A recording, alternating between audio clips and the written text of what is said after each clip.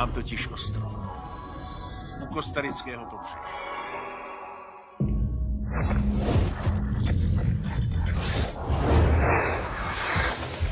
Snažím se tam vybudovat biologickou rezervaci.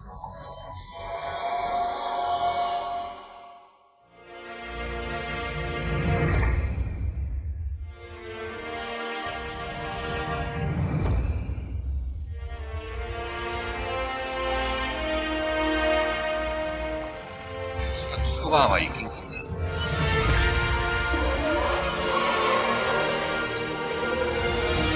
Vítám vás. Jurském parku.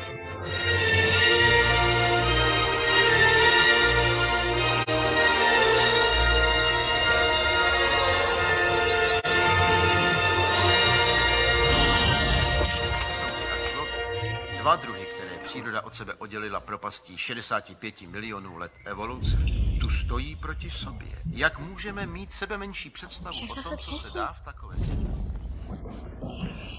Očekávat.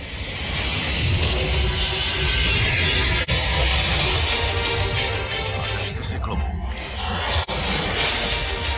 Pamatuju se, že všechny velký parky měly problém. Jenže když se v Disneylandu porouchají piráti, nezačnou požírat náš. Už to dál nevydrží.